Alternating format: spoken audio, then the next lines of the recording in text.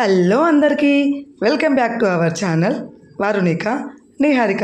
అందరూ ఎలా ఉన్నారు? మేమైతే చాలా బాగున్నాం.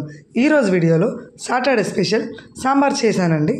ఆ సాంబార్ని మీతో షేర్ చేసుకోవడానికి మీ ముందుకు వచ్చానండి.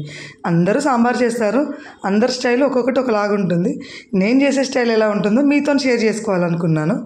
సో మీరు ఒకసారి నేను చేసిన స్టైల్ ఎలా ఉందో చేసి తిని చూడండి, ఎలా ఉందో దాని తర్వాత కామెంట్ చేయండి. ఓకేనా ఫ్రెండ్స్? దీనికోసము నేను ఏమేమి తీసుకున్నానో ఇప్పుడు ప్రాసెస్ ఏందో మీకు చూపిస్తాను. నేను ఈ సాంబార్ చేయడానికి కందిపప్పు తీసుకున్నానండి, చింతపండు తీసుకున్నాను, సొరకాయ ముక్కలు తీసుకున్నాను, ఉల్లిపాయ ముక్కలు తీసుకున్నాను, పచ్చిమిరపకాయ ముక్కలు తీసుకున్నాను, కరివేపాకు తీసుకున్నా, మెంతి ఆకు, కొత్తిమీర, కారం,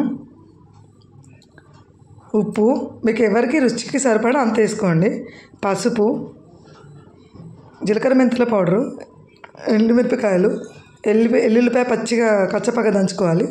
సో ఇప్పుడు ముందుగా మనం చింతపండు నానబెట్టుకుందాం. ఆ చింతపండు అనేది నానాలి కదా, అందుకే ముందే ఫస్ట్ నానబెట్టుకుందాం. దాని తర్వాత కుక్కర్లో ఒక 5 విజిల్లు వచ్చే వరకు పప్పు మెత్తగా ఉడికేలాగా కుక్కర్లో పెట్టుకుందాం. తర్వాత నెక్స్ట్ ఒక గిన్నె తీసుకొని సొరకాయ ముక్కలు, ఉల్లిపాయ ముక్కలు, పచ్చిమిరపకాయ ముక్కలు, కరివేపాకు, కొత్తిమీర, మెంతి ఆకు ఇవన్నీ శుభ్రంగా కడుక్కొని వేసుకొని, కారం రుచికి సరిపడా మాత్రమే వేసుకోండి, ఉప్పు, జీలకర్ర మెంతుల పౌడరు పులుసు కూరలలో కానీ సాంబార్లో కానీ చాలా బాగుంటుంది, అదే మెయిన్ ఇంగ్రీడియంట్. ఇవన్నీ ముందుగా కలుపుకోవాలండి మనం, మామూలుగా పచ్చివి. ఇవన్నీ ఈ స్పైసెస్ అన్నీ ఈ ముక్కలకి, సొరకాయ ముక్కలకి కానీ ఆనియన్ ముక్కలు కానీ కలిపి మంచిగా ఫ్లేవర్ వచ్చేస్తుందండి. సో దీన్ని ఇప్పుడు కలుపుకున్న తర్వాత రసం వేసుకుంటే అప్పుడు భలే టేస్ట్ వస్తుందండి, మస్తు వస్తుంది. ఇప్పుడు చింతపండుని మనం కలిపిసుకుందామండి. మంచిగా నానిందండి, ముందు నానబెట్టుకున్నాం కదా చింతపండు అనేది. చింతపండు ఎప్పుడు సాంబార్కి తీసుకున్నా ఒకటి గుర్తుపెట్టుకోండి, మనం పులుసులో కూరలకి చింతపండు అనేది తీయగా పుల్లగా ఉన్న చింతపండుని మాత్రమే వాడండి. అలా వాడితే హెల్త్ ఇష్యూస్ రావు, పులుపు తిన్నామనే ఫీలింగ్ ఉండదు. కొంచెం పుల్లగా తీయగా ఉంటే అది ఒగరు అనేది రాదండి. 2-3 సార్లు తీసుకోవాలి చింతపండుని, రసాన్ని చింతపండు నుంచి. సో ఇలా స్ట్రెయినర్ పెట్టుకొని స్ట్రెయిన్ చేసుకోవడం వల్ల ఈ పిప్పి లాంటిది ఉంటుంది కదా, చిన్న పీసెస్, అదంతా సాంబార్లో పడకుండా ఉంటుందండి. సో మళ్ళీ నెక్స్ట్ ఇంకొకసారి మళ్ళీ వాటర్ వేసుకొని మళ్ళీ పిసుకుందామండి. ఇది ఎంత గట్టిగా పిసికినా ఈ పుల్లదనం ఒగరదనం అనేది రాదండి తీయటి చింతపండు తీసుకుంటే. సో మళ్ళీ ఒకసారి మళ్ళీ స్ట్రెయినర్ నుంచి మళ్ళీ రసాన్ని తీసుకుందాము. అలా పిప్పినంతా మళ్ళీ మనం తీసుకోవాలండి పక్కకి.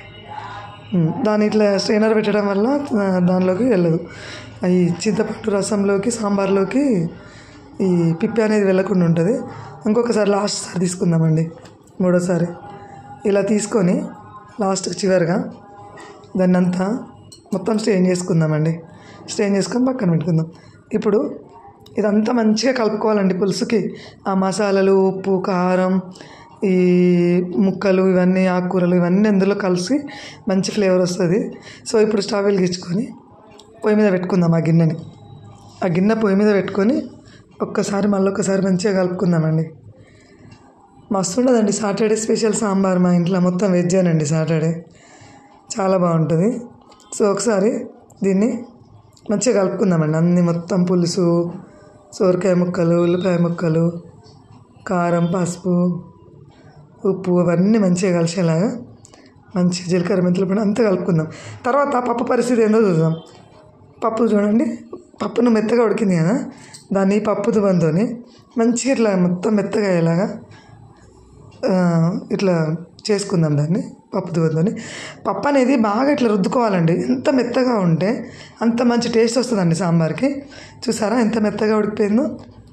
దీన్ని ఒకసారి గంటతో చెక్ చేసుకొని చూడండి ఎంత బాగుందో, పప్పు అనేది తగలకుండా. ఇలా వేయడం వల్ల సాంబార్కి కూడా చిక్కదనం అనేది వస్తుంది, టేస్ట్ అనేది కూడా యాడ్ అవుతుందండి. వావ్, చూడండి మసులుతుంది. అందులో పప్పు వేసుకుందాం. ఎప్పుడు కానీ సాంబార్ మసిలినప్పుడు పప్పు వేయాలండి. అట్లా వేయడం వల్ల ఒక డిఫరెంట్ టేస్ట్ వస్తుందండి, చాలా బాగుంటుంది. ఇది ఒక్కసారి మంచిగా కలుపుకొని, పప్పు అడుగునే ఉన్నది అనుకోండి, అది మనం హై ఫ్లేమ్లో పెట్టేసరికి మొత్తం ఆడిపోతుంది. అందుకనే మంచిగా హై ఫ్లేమ్లో ఉన్నప్పుడు మంచిగా కలుపుకొని మళ్ళీ ఒక్క 10 నిమిషాలండి. 10 నిమిషాలు మంచిగా దాన్ని మసాలా పెట్టుకుందాం. మళ్ళీ మూత పెట్టుకొని మళ్ళీ మూత తీసి చూద్దాం. అబ్బా ఇప్పుడు చూడండి ఎంత మంచిగా వస్తుంది కదా దీనికి అరోమా. మంచి ఆవిర్లతోనే స్మెల్ బయటకు ఉరికొస్తుంది వాసన. సో ఇప్పుడు దీనిలో పోపు వేసుకుందామండి. ఫినిషింగ్ స్టవ్ వెలిగించుకొని ఒక వెడల్పాటి గిన్నె పెట్టుకుందామండి. గిన్నె పెట్టుకొని అందులో ఒక 2 పావుల నూనె వేసుకుందామండి. 4 టేబుల్ స్పూన్ అవుతుంది. ఆయిల్ ఎక్కువ వేసుకొని అవసరం లేదండి సాంబార్లకి, లాస్ట్లో పోపు చేస్తున్నాం కదా అందుకు. సో ఇందులో మంచిగా నూనె వేడైన తర్వాత వేయాలండి. అన్నీ తొందరగా ఫాస్ట్గా మంచిగా బాయిల్డ్ అయిపోతాయి. సో ఇప్పుడు అవన్నీ రెడ్ కలర్కి వచ్చిన తర్వాత పచ్చిమిర్చి అనేది ఎప్పుడు కానీ 2 ఇట్లా ముక్కలు తుంచుకొని పెట్టుకుంటే అందులో ఉన్న కారం అనేది స్పైసీ అనేది బయటకు వచ్చేసి ఆయిల్లో మిక్స్ అయిపోయి సాంబార్లో వేయంగానే ఆ టేస్ట్ అనేది మస్తు వస్తుందండి. ఇప్పుడు ఈ వెల్లుల్లి పేస్ట్ దంచినాం కదా చిన్నగా కచ్చపక్కగా, అది వేయడం వల్ల ఇంకా డిఫరెంట్ టేస్ట్ స్మెల్ అనేది అయితే అదురుతుందండి. అందరికి తెలిసి ఉంటుంది, చాలా బాగుంటుంది. ఇప్పుడు లాస్ట్లో ఫైనల్గా ఈ క్రిస్పీనెస్ వచ్చేదాకా ఈ కరివేపాకు అనేది మంచిగా ఇట్లా ఫ్రై చేసుకుందాం. చూడండి కలర్గా ఎల్లో గ్రీన్ బ్లాక్ మిర్చి, ఇందులో పసుపు యాడ్ చేసుకుంటే కలర్ఫుల్గా ఎంత బాగుంది కదండి. స్మెల్ కూడా అంత బాగా వస్తుందండి. కాలనీ అంతా అదిరిపోతుందండి స్మెల్. సాంబార్ చేయండి, నిజంగా చేయండి. ఇట్లా చేస్తే ఎంత బాగుంటుందో డిఫరెంట్గా. మీరు చేసే స్టైల్ కాకుండా ఇది కూడా ఒకసారి చేయండి. దీన్ని సాంబార్లో యాడ్ చేసుకుందామండి. మసిలిపోయే సాంబార్లో యాడ్ చేసుకుంటే అది వెంటనే అంత ఇట్లా మంచిగా వచ్చేస్తుందండి. సుర్రమని సౌండ్, ఇట్లా సుర్రమంటుందండి సౌండ్ అనేది. వావ్, వేరే లెవెల్ అండి సాంబారు. నేను చేసినా అని కాదు కానీ చాలా బాగుంటుందండి టేస్ట్.